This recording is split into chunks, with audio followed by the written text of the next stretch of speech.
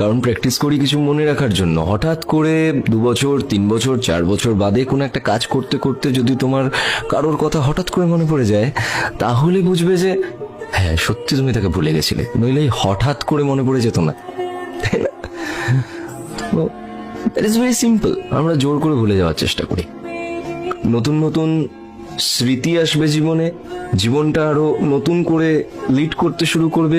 নতুন নতুন স্মৃতি যখন একটার পর একটা একটার পর একটা একটার পর একটা একটার পর একটা যখন চাপতে শুরু করবে না, তখন দেখবে আস্তে আস্তে পুরনো স্মৃতিটা অনেকটা ফিকে হয়ে গেছে।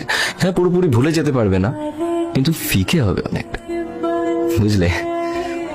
তো তখন দেখবে চুমুটা একই থাকবে, ঠোঁট দুটো বদলে যাবে, জলটা একই থাকবে, চোখ দুটো বদলে যাবে, প্রেমিক আর প্রেমিকা একই থাকবে, শুধু নাম দুটো বদলে যাবে।